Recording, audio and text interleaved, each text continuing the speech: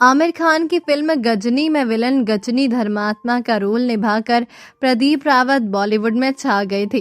कई फिल्मों में उन्होंने खलनायक बनकर दर्शकों को खूब डराया था। वो आमिर खान के साथ भी एक खास बॉन्डिंग साझा करते थे। अब ये उम्दा कलाकार दुनिया को अलविदा कह चुके हैं।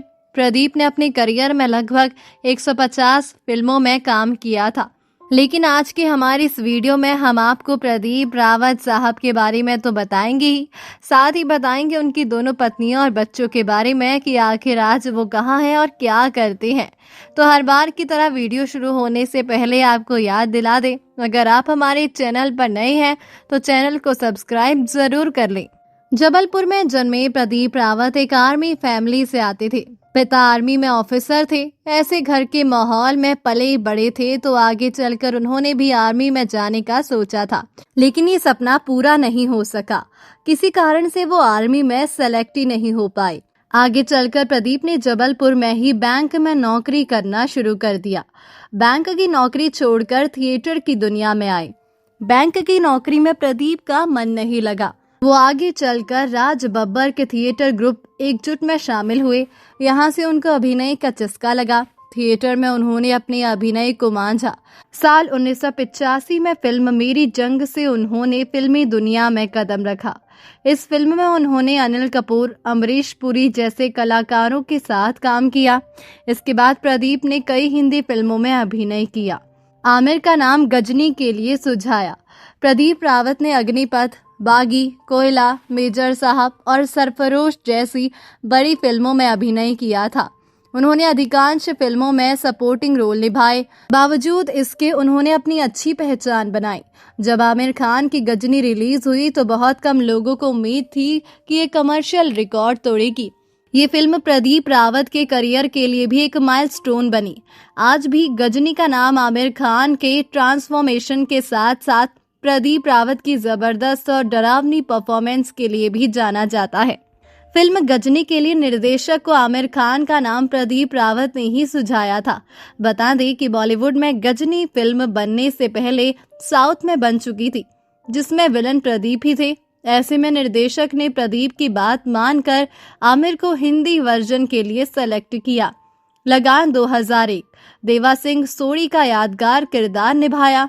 सरफरोश 1999, बेहतरीन अभिनय से सराहना बटोरी।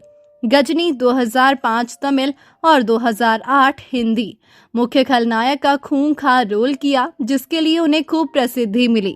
साउथ सिनेमा, तेलुगु फिल्म सई और प्रभास की छत्रपति जैसी फिल्मों में काम किया।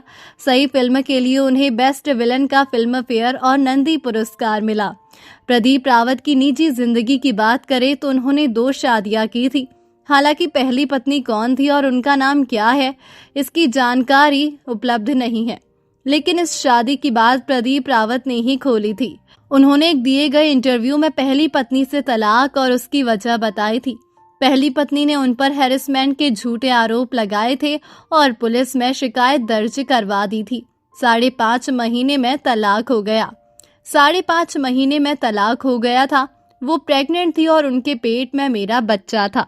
उन्होंने सोचा कैसे मुझसे वसूली की जाए, तो उन्होंने मेरे और मेरे परिवार के खिलाफ पुलिस में शिकायत दर्ज करवा दी।